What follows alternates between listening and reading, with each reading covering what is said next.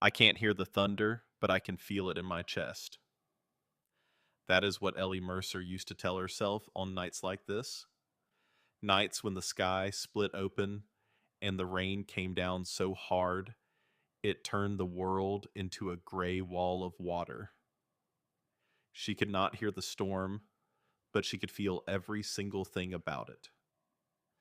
The vibration of the thunder rolling through the floorboards of her car, the way the steering wheel buzzed under her fingers when lightning struck close, the pressure change in her ears that told her the worst of it was still coming. She was 18 years old, 5'4", 112 pounds soaking wet, which was exactly what she was right now. Soaking wet. Her car, a 2001 Honda Civic with 214,000 miles on it, and a passenger door that only opened from the outside, had died 6 minutes ago. The dashboard had lit up like a Christmas tree, every warning light firing at once, and then the engine simply quit, like it had been thinking about giving up for a long time and finally found the courage. She coasted to the shoulder of a county road somewhere between Eau Claire and nowhere. The kind of road where you could drive 20 minutes without seeing another car. The kind of road where the trees pressed in close on both sides like they were trying to take it back. November in Wisconsin. 9:30 at night. And the rain was not the soft kind. It was the kind that hit the windshield so hard she could feel the impact through the glass. Ellie had been deaf since the day she was born. Congenital sensor and neural hearing loss, the doctors called it. Total, bilateral, permanent.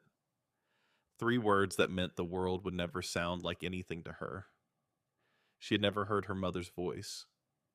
She had never heard music or bird song or the particular way rain sounds when it hits a car roof at night. But she had never missed those things either, because you cannot miss what you have never known. What she knew instead was vibration and movement, and the language of faces and hands. She had learned to read lips before she learned to read books. She had learned American Sign Language from her grandmother before she learned to write her own name. Her grandmother, Ruth Mercer, had raised her. Ellie's mother died when Ellie was 6. Ovarian cancer that was caught too late because Ellie's mother had no insurance and no money, and by the time a free clinic found it, the cancer had already decided it was staying. Ellie's father had left before Ellie could form memories of him. Just walked out one morning when she was 2 years old and never came back. No letter, no phone call, no forwarding address. Ruth used to say he could not handle having a deaf daughter and a sick wife and no money all at the same time. Ruth said it without bitterness. She said it the way you say the weather is cold. As a fact. As something that happened and could not be changed and was not worth the energy of being angry about. Ruth raised Ellie in a small house in Ridgewater, Wisconsin, a town so small it did not have a stoplight. Just a blinking yellow caution sign on the main road that worked about half the time. Ruth worked at the local feed store until her knees gave out. Then she took in sewing and alterations from a card table in the living room. She taught Ellie to be practical. She taught Ellie to be tough. She taught Ellie that being deaf was not a limitation. It was a different way of moving through the world, and any world worth living in had room for different. Ruth died the summer before Ellie started college. Heart attack at the kitchen table on a Tuesday morning in July. Ellie found her when she came downstairs for breakfast. Ruth was sitting in her chair with her sewing glasses still on and her hands folded in her lap like she had simply decided to stop. Ellie sat next to her for a long time before she called anyone. She held Ruth's hand and she felt the stillness of it, and she understood that the last person on earth who loved her without conditions was gone. After Ruth died, Ellie sold the house to pay for the funeral and the debts Ruth had hidden from her. There was enough left over for a security deposit on a studio apartment above the hardware store in Ridgewater. $400 a month. A radiator that worked when it felt like it. A window that looked out on the alley behind the barber shop. Ellie got a job at Mabel's Diner on Main Street. Mabel Boone was 70 years old, hands like leather from decades of washing dishes and kneading bread. She had a face that looked like it had been carved from the same oak as the diner's counter, and a voice that Ellie had been told could carry from the kitchen to the parking lot without effort. Mabel hired Ellie when no one else would, not out of charity. Mabel did not believe in charity, she believed in work. And the first time she watched Ellie navigate a packed Friday night dinner rush, reading orders from lips across a noisy room, remembering every table, never writing anything down because her hands were too busy carrying plates, Mabel understood that this girl did not need pity. She needed opportunity. Mabel became the closest thing to family Ellie had left. It was Mabel who drove Ellie to her college orientation because Ellie's car was in the shop, and the bus did not run on weekends. It was Mabel who proofread Ellie's scholarship essays at the diner counter, at midnight, squinting through reading glasses held together with electrical tape. It was Mabel who told Ellie on the day Ruth died that grief is not something you get over. It is something you get strong enough to carry. And it was Mabel who would see the leather jacket in Ellie's car the morning after everything changed and ask one question and receive an honest answer and never speak of it again. But that night, the night of the storm, Ellie did not know any of that yet. She only knew that she was sitting in a dead car on a dark road with no phone signal and a denim jacket that was about as useful against Wisconsin November as a paper towel against a fire hose. She had driven to Eau Claire that morning for a meeting with her academic advisor at the university. First semester, freshman year, undergraduate. She was studying criminal justice because she wanted to be a lawyer. She did not yet know how long that road would be. She did not yet know about the 3 years of undergraduate work still ahead, then the LSAT, then 3 years of law school, then the bar exam. She only knew that she wanted to stand in a courtroom and speak for people who could not speak for themselves. The irony of a deaf woman wanting to speak for others was not lost on her. She carried it like a small stone in her pocket.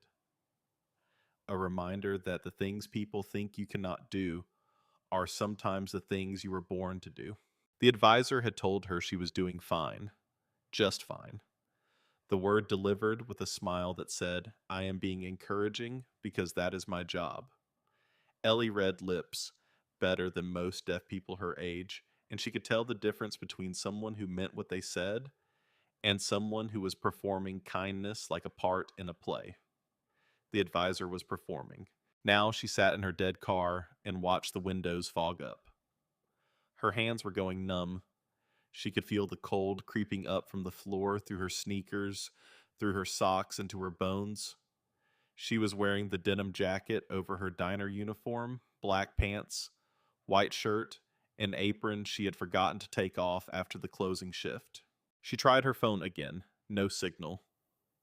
She held it toward the ceiling, toward the window, toward every angle she could think of. Nothing. The screen just stared back at her with that little symbol that meant you are completely alone and nobody is coming. 15 minutes passed. She could see her breath. Her fingers were starting to ache. And that is when she noticed it. A light, maybe a quarter mile up the road, set back from the pavement behind a stand of pine trees.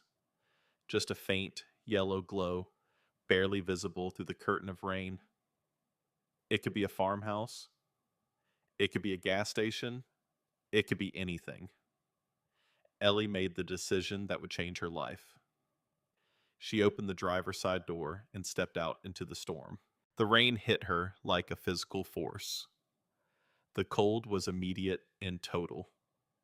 It went through her jacket, through her shirt, through her skin, and settled somewhere deep in her chest. She started walking. Her sneakers were soaked through in the first 30 seconds. The rain ran down the back of her neck and collected in the hollow of her collarbone.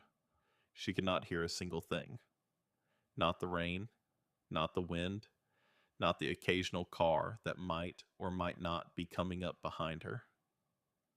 She was walking in one kind of silence through another kind of silence, and the only thing guiding her was that faint yellow light ahead. The quarter mile took 10 minutes. By the time she reached the building, she was shaking so hard she could barely control her legs. Her teeth were clicking together in a rhythm she could feel in her jaw. Her fingers had gone from numb to painful. That deep bone ache that comes right before your hands stop working entirely. The building was low and flat.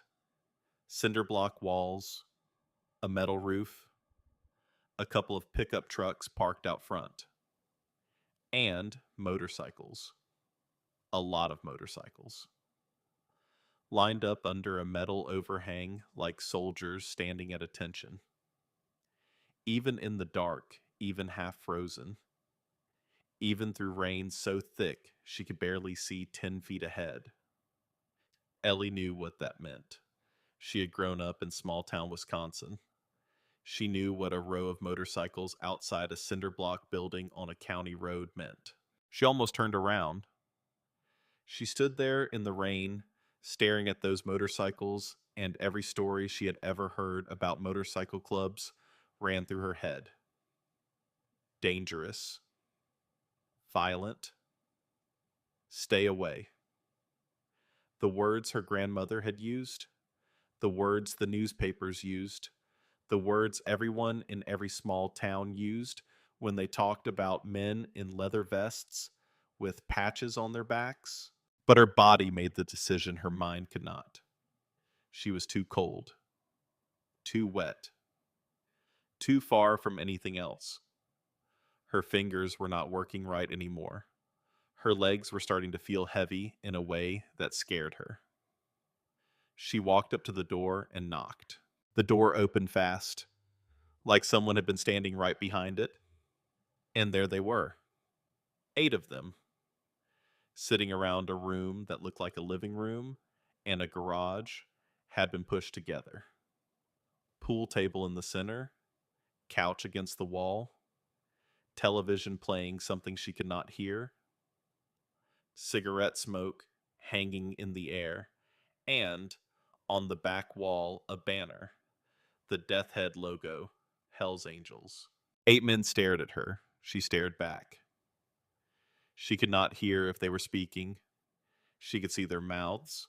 Some were open, some were not. She could see their eyes. Some were hard, some were curious.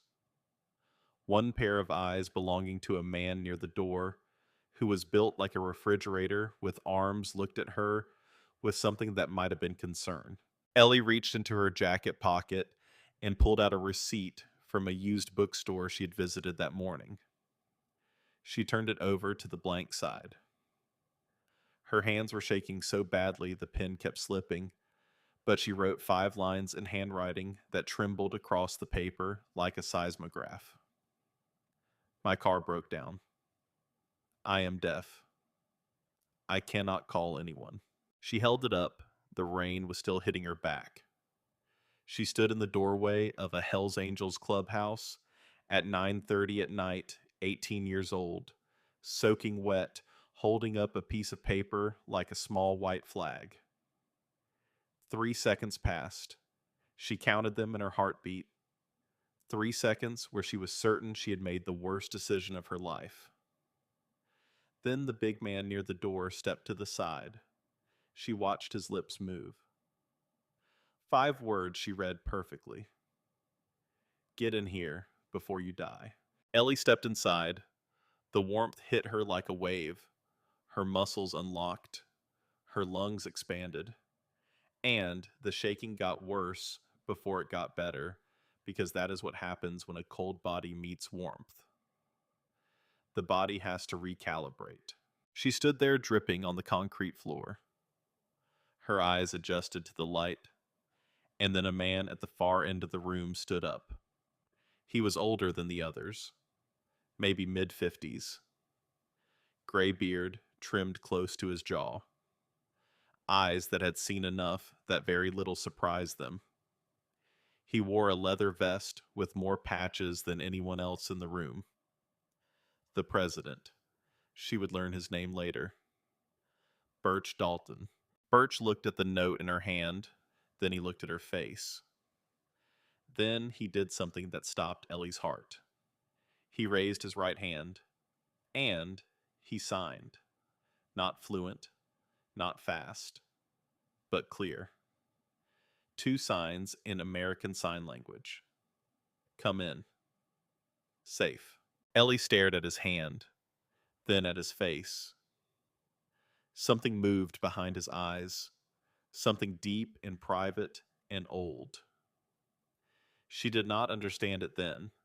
She would not understand it for 7 years, but she felt it. The way she felt everything important. Not through sound, through vibration, through the chest. She walked forward. Birch pointed to a chair near a space heater. She sat down. The warmth hit her left side, and she almost cried from pure physical relief. Then things happened quickly.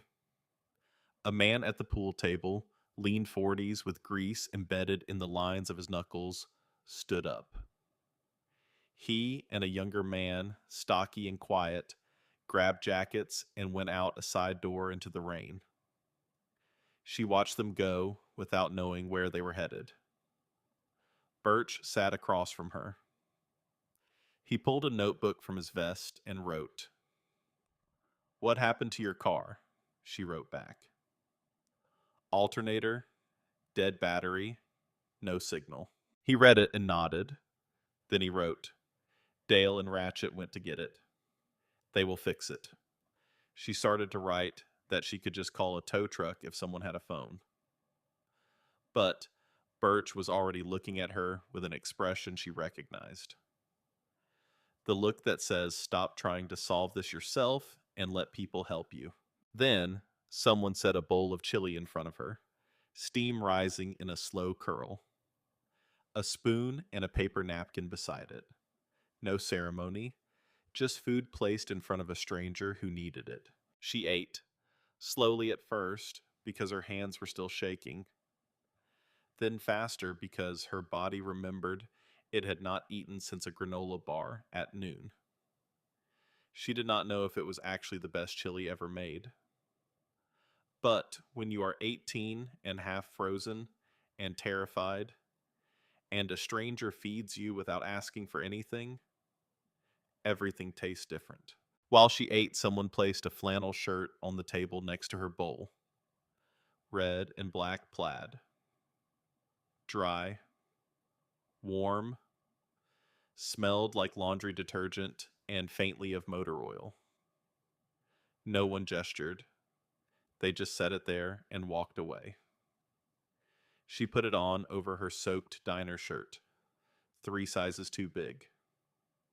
She rolled the sleeves up and kept eating. Through the window, she saw headlights, a pickup truck pulling into the lot. Behind it, on a tow chain, her Honda Civic. The lean man, Dale, and the stocky one, Ratchet, had found her car and brought it back in the time it took her to finish a bowl of chili. Ratchet went straight to a garage bay attached to the side of the building. He popped the hood and leaned in. She walked to the doorway and watched. He moved with the efficiency of a man who understood machines the way some people understand music.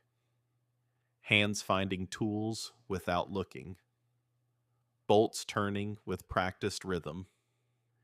He pulled the dead alternator out, walked to a shelf, and came back with a replacement. The right one, just sitting there, like the universe had placed it on that shelf for exactly this moment. 40 minutes. That is how long it took Ratchet to replace the alternator. 40 minutes in a cold garage in the middle of the night for a girl he had never met. She stood in the doorway the entire time, wanting to help, wanting to say something, but every time she shifted forward, Ratchet shook his head slightly. The way a man shakes his head when the best thing you can do is let him work. When it was done, Ratchet started the car. She could not hear the engine, but she could see the dashboard. Clean. Every warning light gone. Dale appeared with a red jerry can and filled the tank. Full. All the way to the top. Ellie walked back inside. She reached into her apron pocket and pulled out her tips from the closing shift. $43 in small bills and coins. Everything she had. She held it out toward Birch. He did not look at the money. He looked at her. Then he picked up the notebook and wrote something. She read it, and her vision blurred. You knocked on our door. That is the hardest part. Someone appeared beside her, a man she had not spoken to all night. He held out a jacket. Leather. Worn soft from years of use. There was an oil stain on the left sleeve that had become part of the leather itself. She looked at her own denim jacket, still soaked, hanging on the chair like something that had given up. The man placed the leather jacket in her hands. She read his lips. Bring it back whenever. But the way his mouth shaped the word whenever told her everything. It was not a loan. It was a gift. She drove home that night, 2 hours on dark roads with the heater running and a stranger's jacket on the passenger seat. She did not call anyone. She went straight to her studio apartment, hung the jacket in the very back of her closet, and stood there, in the quiet that was always quiet for her, trying to make sense of what had happened. The next morning, Mabel saw the jacket in Ellie's car when Ellie pulled into the diner parking lot for the opening shift. Mabel looked at the jacket, looked at Ellie, asked one question. Where did you get that? Ellie told her the whole story. The dead car, the rain, the walk, the door, the chili, the alternator, the $43 pushed back across the table. Mabel listened without interrupting. When Ellie finished, Mabel was quiet for a long moment. Then she said something, and Ellie read her lips. Some doors you are not supposed to walk through. But some doors, Ellie, some doors are the only ones that matter. Mabel never mentioned it again. Not once in 7 years. She kept Ellie's secret the way good people keep secrets. Not as a burden. As a trust. Ellie told no one else. Because who would believe her? A deaf college freshman in a diner uniform knocks on a Hells Angels clubhouse door, and they fix her car and feed her and fill her tank and give her a jacket, and one of them signs to her in ASL. That is not a story. That is a fairy tale. And Ellie knew that the moment she tried to tell it, that is exactly what it would sound like. So she carried it alone.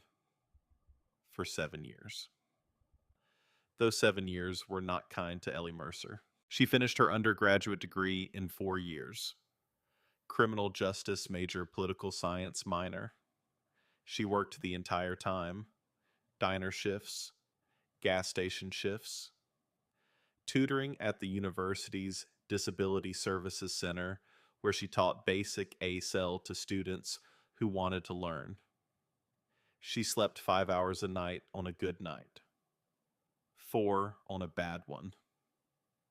Her grades were good enough. Good enough was a phrase Ellie learned to live inside. Not because she lacked ability, because the world made everything more expensive when you could not hear. Every lecture required a sign language interpreter. Every study group required someone willing to slow down and face her so she could read their lips. Every phone call required a relay service that added 30 minutes to a 5-minute conversation. She applied to law school after graduation. 7 schools. 3 rejected her, 2 waitlisted her. 1 accepted her with a partial scholarship. The last one accepted her with no aid at all. She chose the partial scholarship. She would still need loans, a lot of them, but she would be in law school.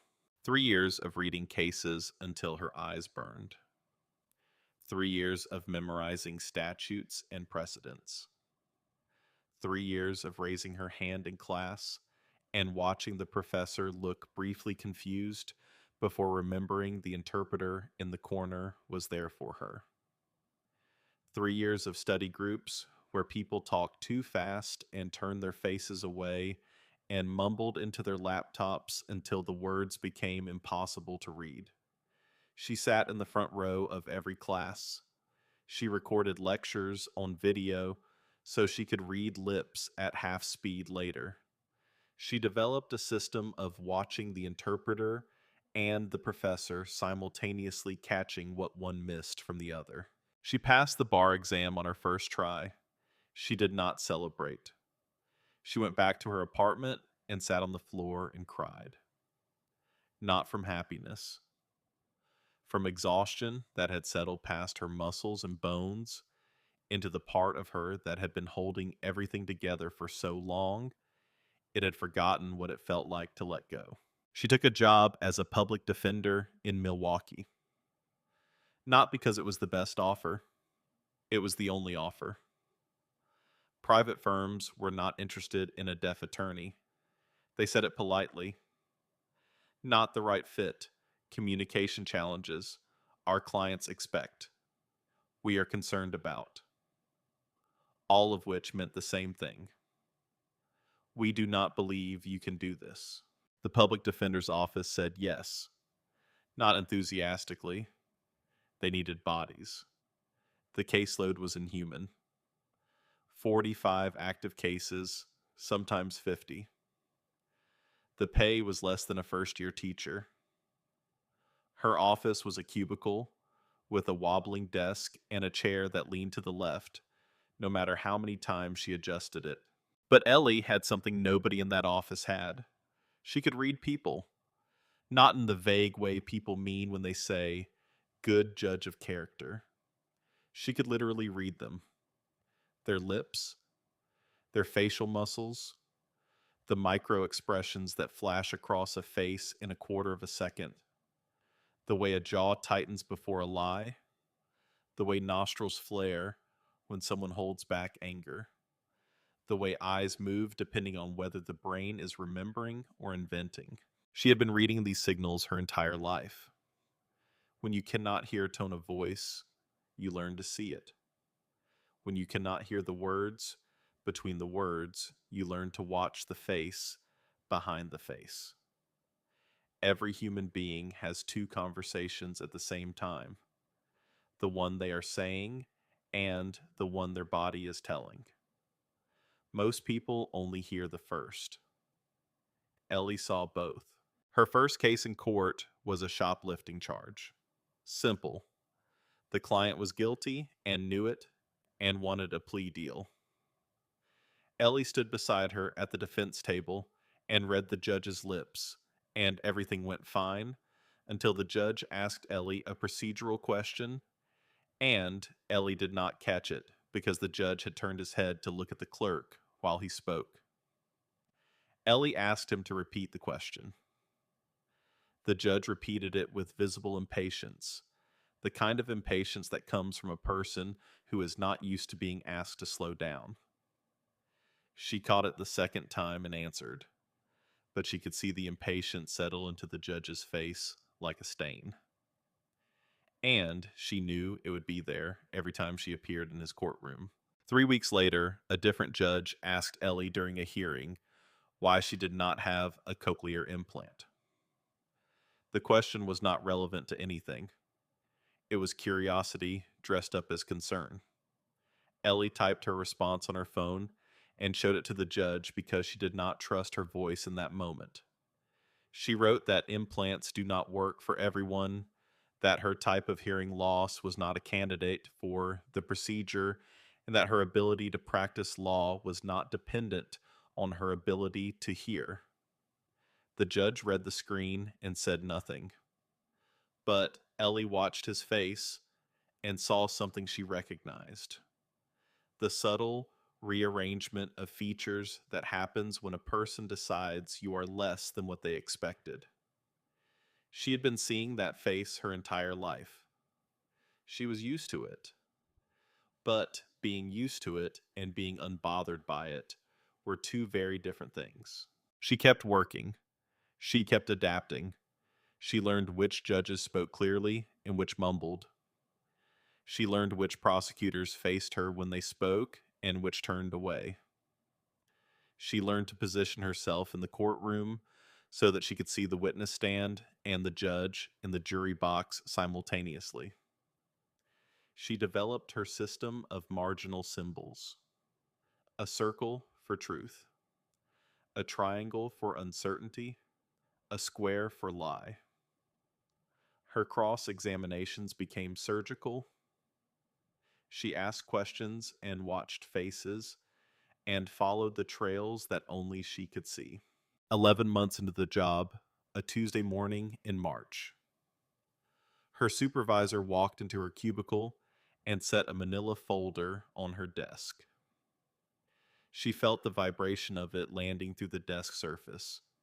New case, assault charge, straightforward. His lips formed the word straightforward the way people say it when they mean not worth your time. Ellie opened the folder.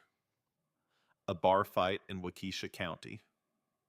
Her client had been at a roadside bar when an altercation broke out. The arresting officer said the client threw a punch that broke another man's nose. Two witnesses contradicted the officer. One said the client never threw a punch. The other said the client was trying to break up the fight, not start it. She read the client's name, Dale Donovan. Meant nothing to her. She read further. Personal effects inventory from the booking, wallet, keys, cell phone, one leather vest with patches, known associate of a motorcycle club. Something stirred in the back of her mind. A distant vibration she could not yet place. She looked at the patch description, read it twice, then closed the folder and moved to her next case. 3 days later, she drove to the county jail. Through security, down the hallway with the fluorescent lights and the smell of floor cleaner, into the visitation room. She sat down, opened her notepad, waited. The door opened and a man walked in. 50s, lean build, weathered face, hands that had spent decades working on something mechanical, every scar and callus a story. He sat down across from her and looked at her face, and something passed across his features. Not recognition. More like a question forming that had not found its words yet. She watched his lips. "You look familiar, kid." Her stomach dropped. She did not know why. The connection had not arrived yet. But her body knew. Her hands went cold. Her heartbeat picked up. She felt it in her chest. She ignored it. She opened her notepad and wrote her standard questions and turned the pad toward him. But Dale did not write back. He spoke, directly to her face, every word fully formed. The way people speak when they understand without being told that the person across from them needs to see every syllable. He gave his account. He was at the bar with two friends. A man at the next table got loud, started pushing one of Dale's friends. Dale stood up and stepped between them. The loud man threw a punch that caught Dale on the shoulder. Dale grabbed the man's wrist and held it. That was all. He held the man's wrist until the bartender called the police. When the officers arrived, they arrested Dale, not the other man. Ellie took notes. Her handwriting was unsteady. Something underneath the facts was pulling at her. As the guard came to take Dale back, he turned to face her one last time. He raised his right hand, and he signed 2 words in ASL. I know you. Ellie's pen stopped. She stared at his hand, then at his face. And the 7-year-old memory she had locked in the back of her mind in the same closet where the leather jacket hung came rushing forward. Dale, the lean man with grease in his knuckles, the man who had towed her car through a freezing rainstorm, the man who had filled her gas tank to the top, one of the 8 men who had looked at a soaking wet deaf teenager and seen a person instead of a problem. He had recognized her before she recognized him. He had answered her questions and cooperated fully and waited until the very last moment to show her. I know you. She drove home that night, no radio, because there was never radio. But this drive felt different. The silence had weight. She went straight to her bedroom closet and reached past winter coats and old suits into the very back. The jacket was there, on a wire hanger that had bent under its weight over 7 years. Faded leather. The oil stain on the left sleeve darkened with age. She pulled it out and held it up. It still carried the smell of engine oil and something else she could never identify. Maybe the clubhouse, maybe the rain, maybe just the smell of a kindness that was never meant to be repaid. She carried it to the kitchen table and sat across from it, and the apartment was still, and the refrigerator hummed through the floor, and outside a car passed, and she felt its vibration fade, and she sat there for a long time looking at that jacket. The next morning, she walked into the office planning to handle Dale's case efficiently. Clean plea deal? Probation? Simple. She did not even get to her desk. Her supervisor caught her in the hallway. She read his lips, and what they said turned the ground to sand. Donovan case. DA added charges overnight. The arresting officer filed a supplemental statement. Says your client pulled a knife. Aggravated assault with a deadly weapon. Ellie stood in the hallway while people moved around her. She had read the arrest report 3 times. She had read the witness statements. She had reviewed the booking inventory. There was no knife recovered, no knife mentioned by either witness. The only person claiming there was a knife was the officer who filed a new statement 12 hours after the arrest. 12 hours. That is not memory. That is construction. She went straight to her desk and pulled the body cam footage. Every officer in Waukesha County wore a body camera. The footage was supposed to be available within 24 hours. It had taken 5 days. She watched it on her laptop without headphones because she did not need sound. She watched it the way she watched everything, with eyes that had spent 25 years learning to see what others only heard. Dale was seated when the officers entered, both hands flat on the table. When officers approached, Dale stood slowly, hands visible, palms open, fingers spread. The man whose nose was allegedly broken was already bleeding when the camera entered the room. Whatever happened to his face happened before Dale was near him. No knife appeared in any frame, no sudden movement, no reaching for a belt. A man standing calmly with his hands up while officers moved toward him with their hands already on their belts. She pulled the arresting officer's service record. Officer Brant Hollis. And the picture got clearer. And worse. Hollis had arrested members of Dale's motorcycle club 4 times in 3 years. Every case dropped or dismissed. The evidence was never there. But the arrests kept coming, every 8 or 9 months. A new charge, a new booking, a new few nights in lockup before the whole thing collapsed. This was not justice. This was harassment wearing a badge. Ellie closed her laptop. She thought about Dale in that jail cell. She thought about his hand signing, "I know you." She thought about a night 7 years ago when she was 18 and freezing and had nowhere else to go, and a room full of men in leather vests had saved her.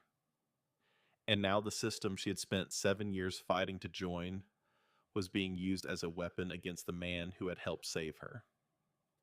She opened her notepad, wrote 2 words, circled them, "Not guilty." She texted her supervisor, "I am taking this to trial." The response came in 30 seconds. "You sure about that a biker case in this county in an election year?" She typed 1 word. "Yes."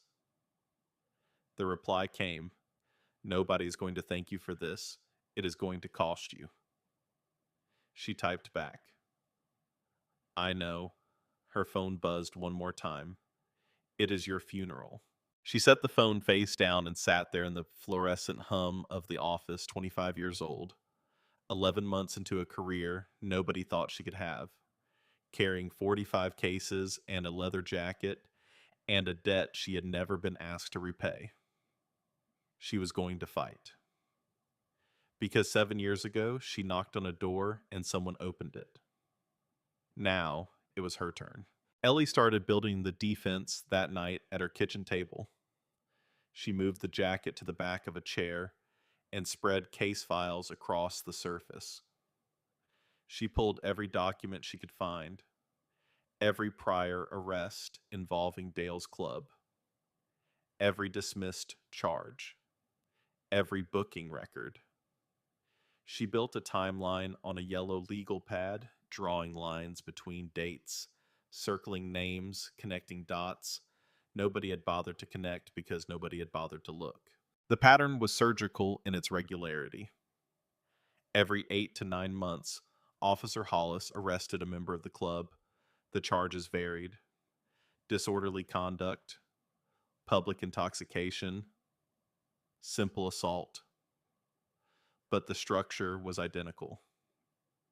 An incident at a bar or a gas station, Hollis arriving on scene, Hollis making the arrest.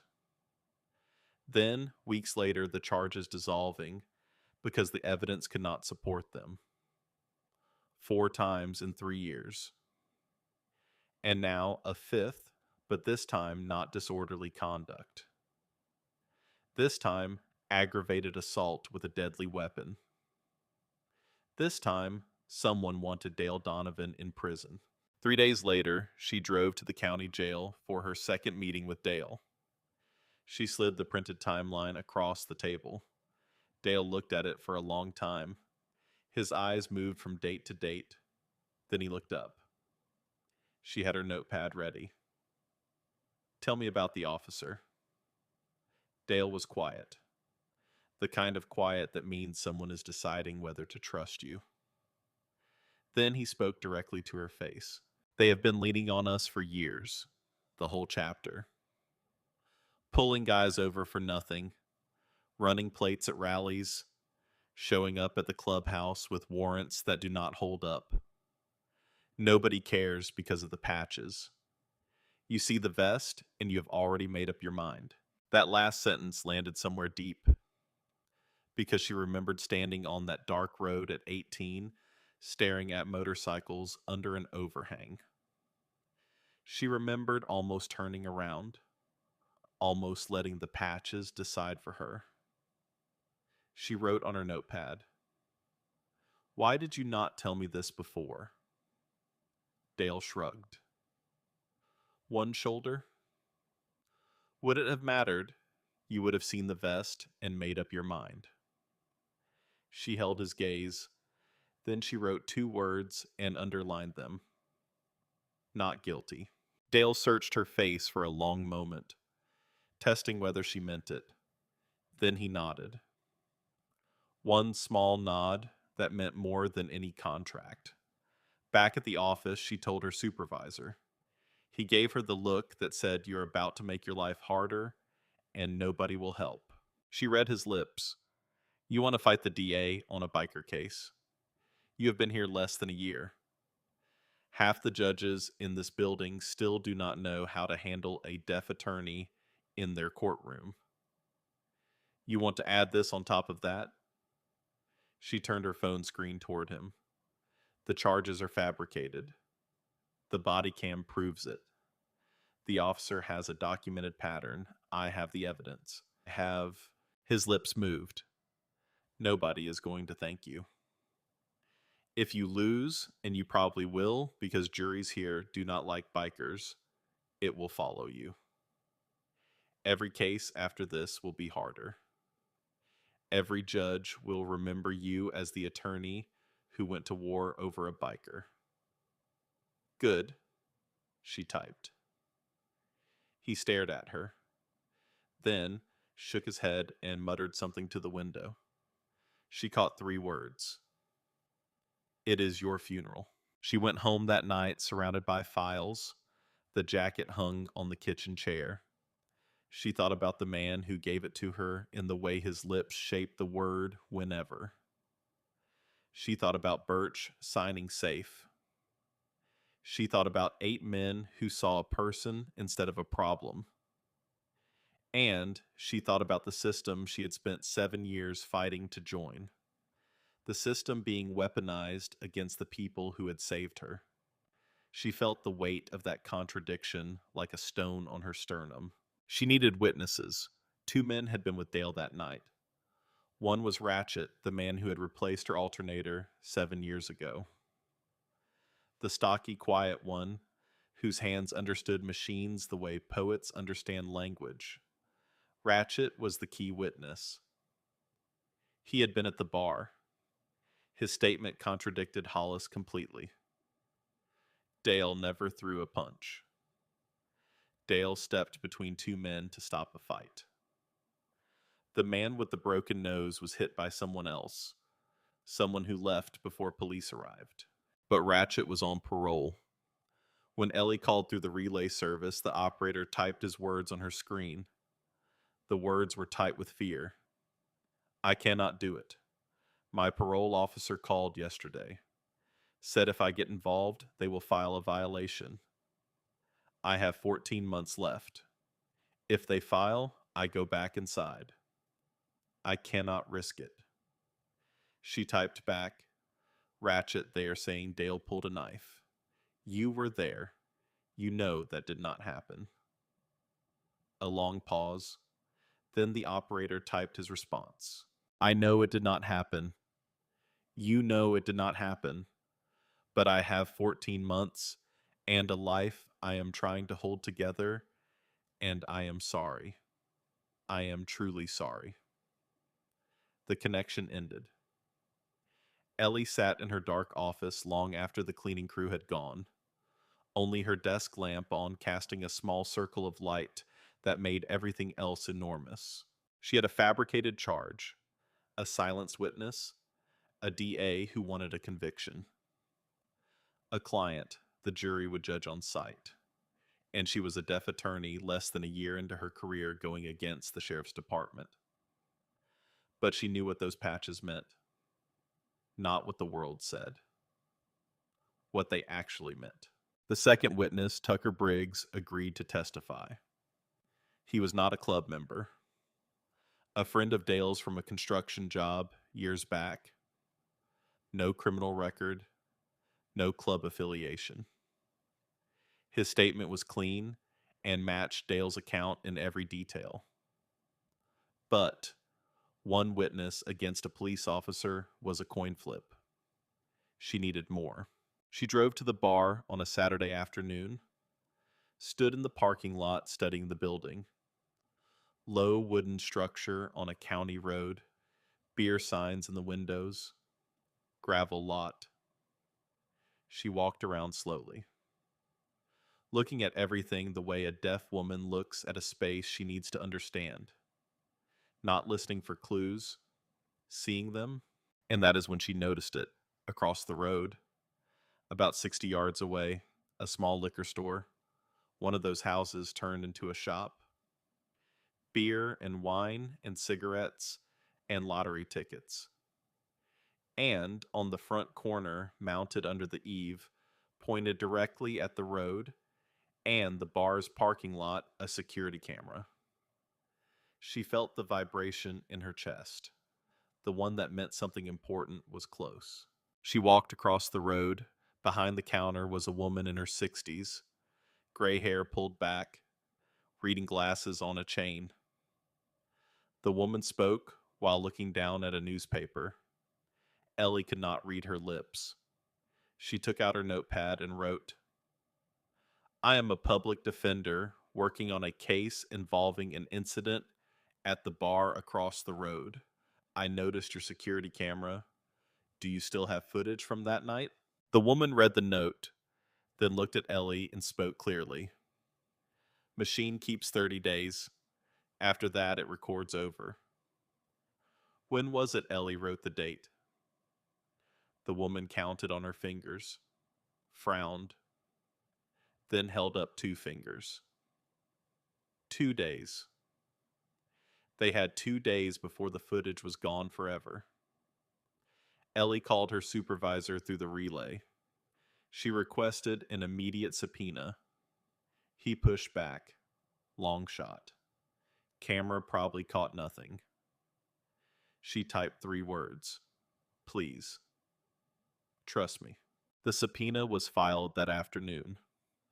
The footage was preserved the following morning with less than 24 hours before the recording cycle would have erased it. She watched the footage alone on her apartment floor. Laptop balanced on law books. The quality was poor. Grainy. A $40 camera installed by someone who watched a tutorial. But it was pointed at exactly the right angle. The bar's parking lot, and through the front window, a partial view of the interior. She watched the timestamp scroll. Patrons entering and leaving, the lot filling up, and then the incident. She saw Dale seated, the man at the next table standing aggressively, pushing.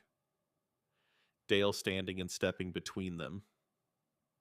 And then she saw something that changed everything. The punch, the one that broke the other man's nose, thrown not by Dale, but by a younger man. Stocky build, short hair, he came from the left side of the frame through a single hard right hand and immediately moved toward the back of the bar. By the time police lights appeared in the parking lot, this man was gone. Out the back door. Into the night, Ellie paused the footage, rewound, watched again, then zoomed in on the man. The image was grainy but enough. Height, build, hair. She pulled up Officer Hollis's social media. It took less than 5 minutes. A Thanksgiving family photograph. Hollis, his wife, his children, and standing next to him with an arm around his shoulder, a younger man, stocky build. Short hair. The caption read, "Thankful for family. Love you, little brother." The man who threw the punch was Brant Hollis's brother. The entire arrest, the fabricated knife charge, the supplemental statement filed 12 hours late. All of it was not about targeting the club. It was about protecting family. Hollis arrested Dale to cover for his own brother. Ellie sat on her floor and felt the room tilt. This was not an officer with a grudge. This was an officer committing crimes to hide another crime, fabricating evidence, filing false reports, obstructing justice, all to keep his brother out of handcuffs. She saved the footage to 3 separate drives, printed screenshots, documented the chain of custody with precision because what she had was a bomb, and bombs destroy the person holding them if handled carelessly. Then the bomb nearly destroyed her. 4 days before trial. A formal motion from the DA's office. Conflict of interest challenge. Officer Hollis had filed to have Ellie removed from the case. Grounds prior personal relationship with the defendant's motorcycle club. The motion cited a specific incident, 7 years prior. A young woman matching Ellie's description seen at the Hells Angels clubhouse in rural Wisconsin. A nearby resident had mentioned it to Hollis. The woman arrived during a rainstorm and left hours later in a car apparently repaired by club members. Ellie read the motion in her supervisor's office. He stood by the window with his arms crossed. Is it true? Were you at that clubhouse? She nodded once. Why? She typed on her phone. My car broke down. I was 18. November. Freezing. They helped me, fixed my car, and I left. That is the entire story. Her supervisor rubbed his face. If the judge grants this, you are off the case. And it will not stop there. The Bar Association will investigate your law school applications, your bar exam. Every case you have handled, if they find you failed to disclose a conflict, you could lose your license. Each word landed in her chest. License. Bar Association. Investigate. 7 years of building a career nobody believed she could have. 7 years of reading lips and adapting and fighting for every inch. All of it could vanish because she once knocked on a door. She went home and sat at the kitchen table with the jacket and the motion side by side. One represented the best thing strangers had ever done for her. The other represented the worst thing the system could do to her for being grateful. She sat through the night watching the light shift from lamp yellow to the pale gray of dawn. She was not going to withdraw. If the system wanted her license for defending a man who saved her life, the system would have to look her in the eye while it took it. She filed her response the next morning. 3 pages, one argument in 12 different ways. A chance encounter 7 years ago in which the defendant's associates provided emergency roadside assistance does not constitute a personal relationship that compromises legal representation. Helping a stranger in distress is not evidence of bias. It is evidence of character, and character is precisely what this case is about.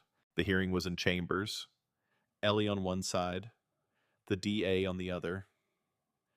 Judge Clara Kessler, early 60s, silver hair, read both motions, then looked at Ellie. Ms. Mercer, do you believe your prior contact with the motorcycle club affects your ability to represent Mr. Donovan impartially? Ellie had practiced this response in front of her bathroom mirror, watching her own lips. She spoke aloud. The voice she could not hear. The voice she had been told sounded flat. The voice she hated. It filled the small room. Your Honor, 7 years ago, I was an 18-year-old girl whose car broke down on a freezing night. I knocked on a door because I had no other choice. The people inside helped me. They did not ask my name. They did not ask for payment. They fixed my car and sent me home. That experience taught me something I carry into every courtroom. People deserve to be judged by what they do, not by what they wear. That is not a conflict of interest. That is the foundation of the law itself. Judge Kessler looked at her for a long moment, then at the DA, then back at Ellie. Motion denied. Ms. Mercer will continue as counsel. But, counselor, if at any point I believe your personal history is influencing your judgment, I will revisit this. Understood. Understood. She walked out of chambers and made it to her car before her legs gave way. She sat behind the wheel and pressed her forehead against it and breathed. She had won the first battle. The war was 3 days away. That night, working late in the empty office, her phone buzzed. An unknown number. She read the text. Drop the case or we drop you. 6 words glowing on a screen in a dark room. She stared at them. She thought about calling the police. She thought about the fact that whoever sent this knew her number and probably knew where she lived and what time she left the office. She was 25 and alone, and someone had threatened her, and she could not even hear if someone was walking up behind her. She deleted the message, not because she was unafraid, because she had been afraid before. She had been afraid on a dark road at 18 with a dead car and nowhere to go, and she had walked toward the light and knocked anyway. She closed her laptop, walked to the coat rack where the leather jacket hung. She had started bringing it to the office, not to wear, to have it close. She folded it carefully and placed it in her briefcase. She turned off the lamp, walked down the dark hallway toward the red glow of the exit sign. Behind her, the office sat empty. Ahead of her, the courtroom waited. The courtroom smelled like floor polish and old wood. Ellie walked through the double doors at 8:45 on a Thursday morning in April. Late spring light cutting through tall windows at a low angle, turning the dust in the air gold. She carried her briefcase in one hand and a leather bag in the other. Dale was at the defense table. White shirt, no vest. Even in civilian clothes, he looked like exactly who he was. A man who had lived a certain life and would not rearrange his face to apologize for it. Hands folded, back straight, eyes steady. She sat beside him, set the leather bag on the table. He glanced at it. She opened her notepad and wrote 2 words. Trust me. He read them, nodded. The gallery was half full. Reporters, courthouse regulars, and in the back row 4 men in leather vests with patches visible. A deliberate choice. She recognized one face from that night 7 years ago, but she did not see Birch. She looked for him twice. The gray beard, the eyes that had once signed safe. He was not there. Something in her chest tightened. The court interpreter took position to Ellie's left. Grace. Fast hands. Clean signs. She delivered words the way a mirror delivers a reflection. The prosecution went first. The arresting officer, Brant Hollis, took the stand. Uniform pressed. Badge polished. He testified with calm precision. He described the altercation, the scene, Dale standing over the injured man, the knife, every sentence rehearsed. Ellie watched from the defense table. Not his words, his face, the muscles around his eyes, the rhythm of his jaw. She watched the way she had spent 25 years watching. When Hollis described the knife, when his lips formed the words, the defendant produced a knife from his belt. Something happened. His left eyelid twitched, a micro contraction most people would never catch. His nostrils flared for a quarter second. His jaw tightened on the word knife. She drew a small square in her legal pad margin. Her symbol for lie, drew it twice, underlined it. The prosecution finished. The judge looked at Ellie. She stood. She approached the witness stand with her notepad. She had written her questions in advance because speaking in court still required deliberate effort.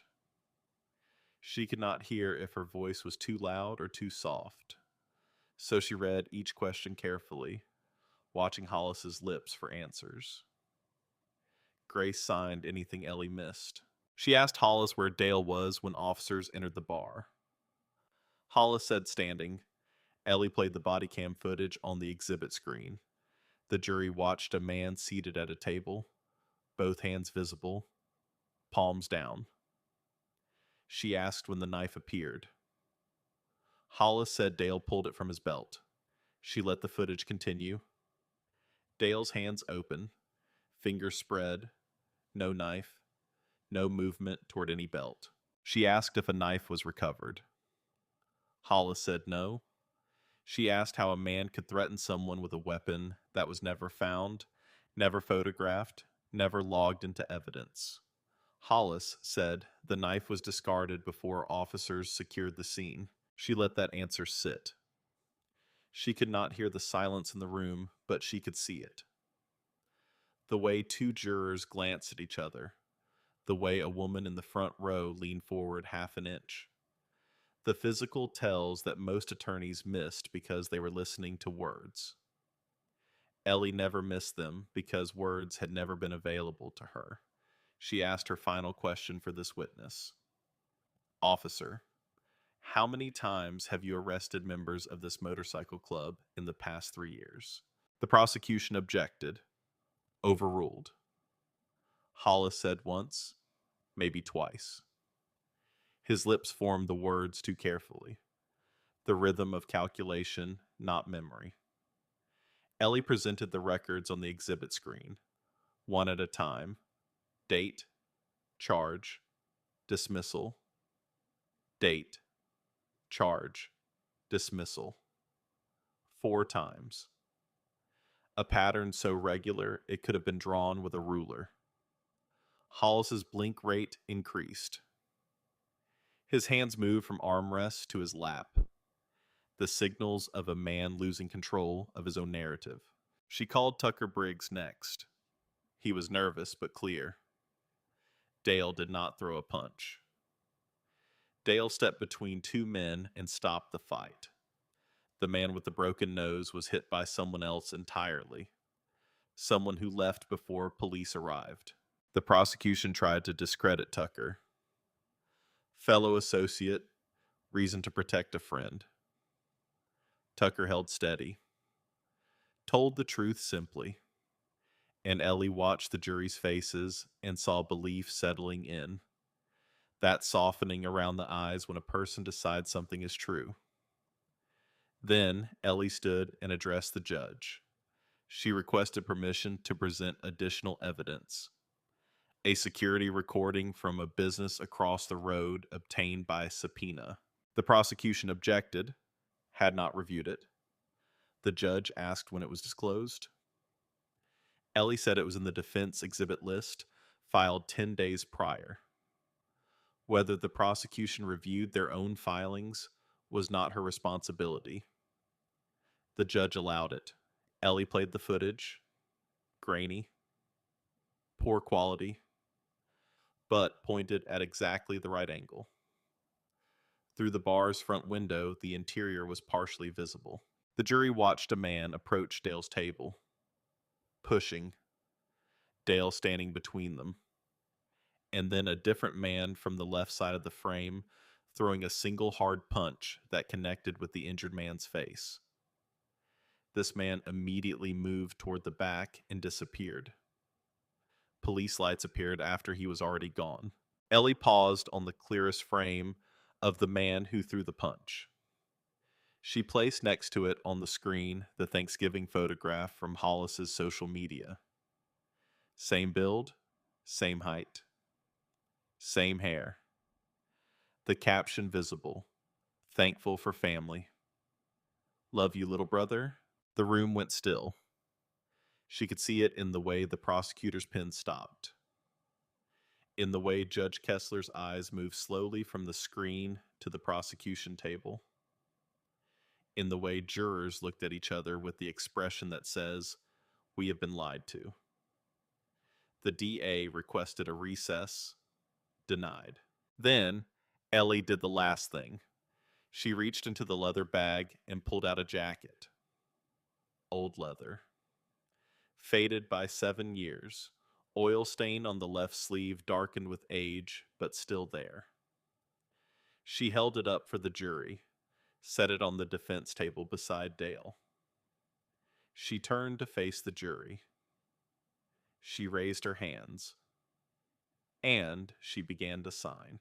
She had thought about this moment for weeks, whether to speak or sign, whether to perform hearing as she always had in courtrooms, shaping her mouth around words she could not hear, or whether to use her own language. The language she dreamed in, the language her grandmother taught her before she could write her name. She chose her own language, not a strategy, not to win sympathy, because this story deserved to be told in the truest way she knew, and her truest language lived in her hands. Grace stood beside her and spoke aloud as Ellie's hands moved through the air. The courtroom watched a deaf woman tell a story, not with her voice, but with her body. The silence of sign language in a room built for spoken argument. Hands cutting through air in a space designed for voices. 7 years ago, I was 18 years old. My car broke down on a county road in rural Wisconsin in November. Freezing rain. No phone signal. I am deaf. I could not call anyone. I walked a quarter mile in the storm to the only light I could see. I knocked on a door. It opened, and I was standing in front of 8 men in leather vests. Hell's angels. Her hands paused, then moved again. Then I was terrified. Every story I'd ever heard said those men were dangerous. But I was freezing and had nowhere else to go. I held up a note that said I am deaf and my car broke down. And they let me in. They fed me. A man named Ratchet fixed my car in 40 minutes. Another man filled my tank. And a man named Birch, the president of that chapter, looked at me and signed 2 words in my language, the language I was born into. He signed safe. Come in. Safe. She touched the jacket. They gave me this because mine was soaked through. A man handed it to me and said, bring it back whenever. But the way he said it told me it was not alone. I drove home and never told anyone. Because who would believe me?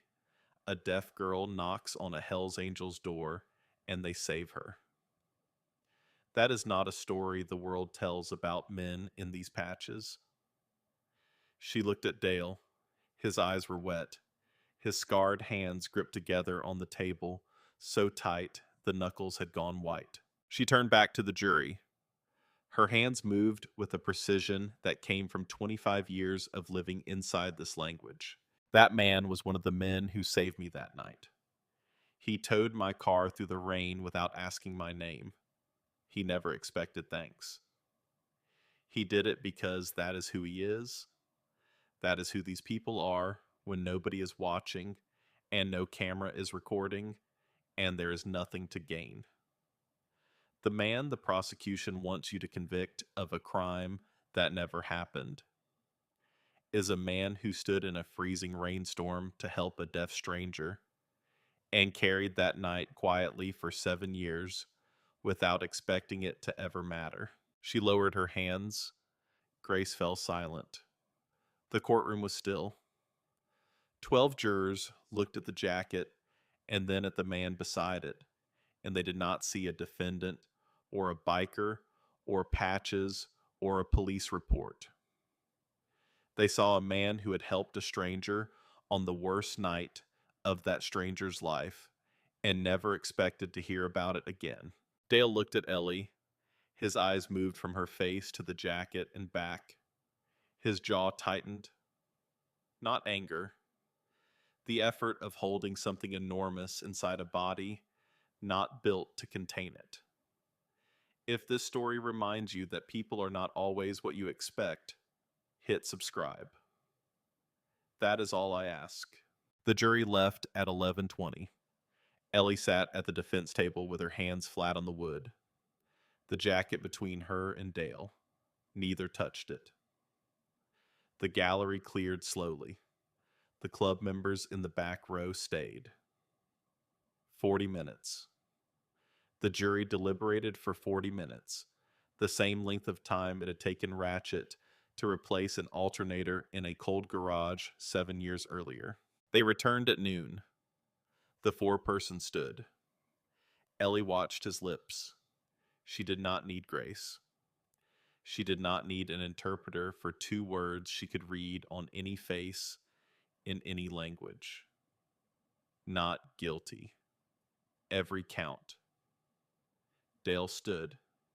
His legs were unsteady. He gripped the table edge and then let go. Ellie stood beside him. He turned and took both her hands. Not a handshake. A grip. The kind that carries everything words cannot hold. She read his lips. It was you. The girl on the road. She nodded. It was me. He held on another moment, then let go. Wiped his eyes with the back of his hand, looked at the jacket, picked it up, held it, then set it down and pushed it toward her. Keep it. You earned it twice. Outside the courthouse, the afternoon had made its decision. The rain had stopped. Late spring light cutting through clouds at a low angle, turning everything gold. The courthouse steps were wet and reflected the sky like a mirror. Dale walked down and stopped. Because there at the bottom, beside a row of motorcycles, stood Birch Dalton. 7 years had changed him. Heavier frame, a limp that said bad knee or bad hip or both. His beard had gone from gray to white, but his eyes had not changed. They were the first thing she had trusted on the worst night of her life, and they were exactly the same. Ellie walked down the steps and stopped in front of him. For a long time, neither moved. Then Birch raised his right hand and signed one word. Safe. The same word. The same hand. The same meaning. 7 years collapsed into a single gesture. And then Birch did something he had never done. He reached into the inside pocket of his vest and pulled out a photograph. Small. Wallet-sized. Creased from years of being carried against a man's chest. He held it out. It was a photograph of a girl. Maybe 16. Dark hair. Bright eyes. A smile that could light up a room or break a heart or both. She was signing in the photograph, her hands frozen in mid-motion. Ellie read the sign even in a still image. I love you. Birch spoke, and Ellie read his lips. My daughter, Eleanor. She was born deaf. She died when she was 19. Car accident on a county road not far from the clubhouse. I learned to sign for her. She taught me most of what I know. He paused, then continued. When you showed up at our door that night soaking wet and holding up that note, I thought I was looking at a ghost. You were the same age she had been, standing on the same kind of road where I lost her. Deaf. Alone. Scared. And, ouch, I saw my girl standing in that doorway. That is why I signed safe. Because that is the last thing I ever signed to my daughter. Every night before she went to sleep, I would sign it, and she would close her eyes. Safe. Something broke open in Ellie's chest. Not pain. Something larger. The understanding that kindness is not random. That it comes from somewhere. From loss. From love. From the kind of scar that never heals, but teaches you how to heal others. She stepped forward and put her arms around Birch Dalton, a 25-year-old deaf public defender embracing a 62-year-old Hells Angels chapter president on the steps of the Milwaukee County Courthouse in late afternoon light. He was stiff for a moment. Then his arms came up and held her, and she felt his chest shaking the way chests shake when a person is crying without making sound. She knew that kind of crying. She had been doing it her entire life. The club members came forward, one by one. Firm handshakes, quiet nods. Respect that did not need to announce itself. Dale stood beside Ellie on the steps. Someone pulled out a phone. A photograph. The two of them side by side. The public defender and the biker. The girl who knocked and the man who opened the door. She held the jacket in her arms. 2 weeks after the trial, Internal Affairs opened an investigation into Officer Brant Hollis. The security footage from the liquor store, combined with Ellie's documentation of the arrest pattern, triggered a review that expanded quickly. 3 other officers were pulled in. Body cam footage from prior arrests was re-examined. Booking records audited. Hollis was suspended without pay. His brother was charged with the assault that started the entire chain. The prior charges against Dale's club members were formally vacated. The county sheriff issued a statement using the words regrettable and committed to transparency, which are the words institutions use when they have been caught, and are navigating the distance between accountability and self-preservation. The threatening text message Ellie had deleted was traced during the Internal Affairs investigation. It had been sent from a prepaid phone purchased at a gas station 14 miles from the Hollis family home. No charges were filed for the threat itself, but Ellie did not need charges. She needed the truth. And the truth had already won. 3 days after the verdict, Ellie found an envelope slipped under her apartment door. No return address. Inside was a single folded piece of paper.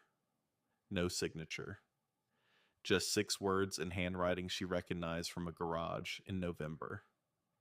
Handwriting that belonged to a man whose hands spoke more clearly through tools than through words. I am sorry I could not come. Clipped to the papers was a small metal pin in the shape of a wrench. Ratchet's way of saying what his parole would not let him say in a courtroom. Ellie held the pin in her palm for a long time. Then she clipped it to the inside of the leather jacket next to the oil stain where it would stay. She went back to work on Monday. Her cubicle was exactly as she left it. Nothing had moved. But when she sat down and opened the first file on her desk, the crooked chair and the humming lights felt different. They felt like hers, like she had earned the right to sit in them. She pulled 2 new files from the stack. A homeless veteran charged with trespassing for sleeping in a public park.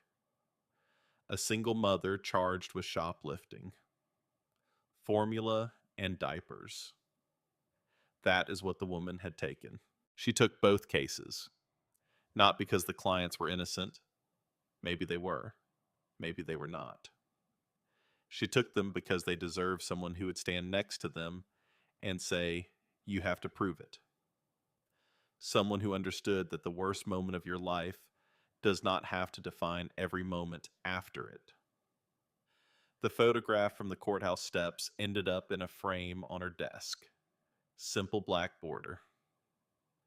When colleagues asked, she typed on her phone and showed them. Old friend. That was enough.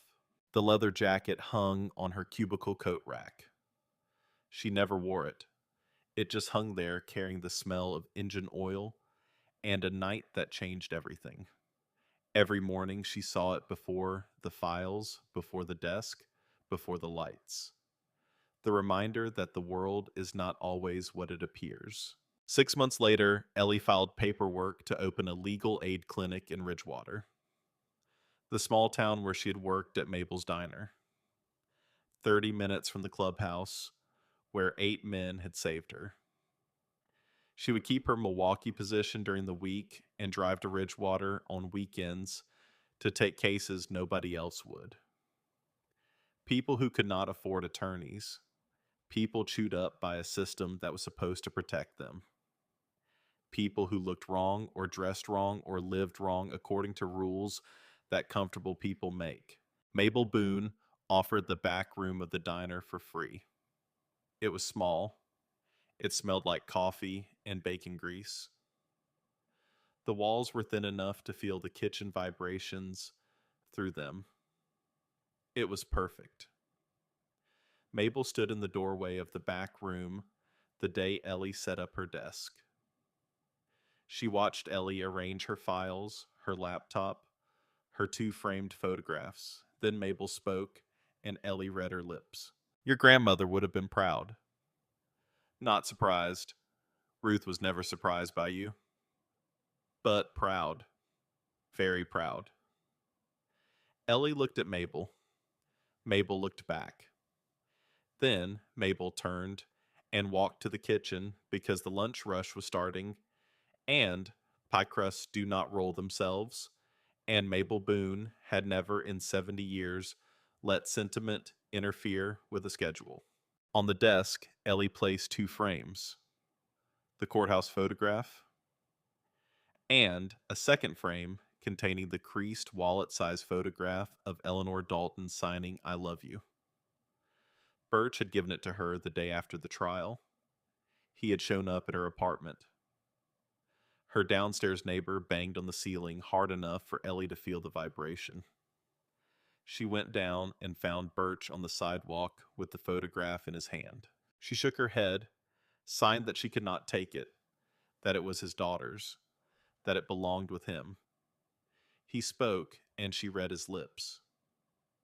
She would have wanted you to have it. You are doing what she would have done if she had the chance.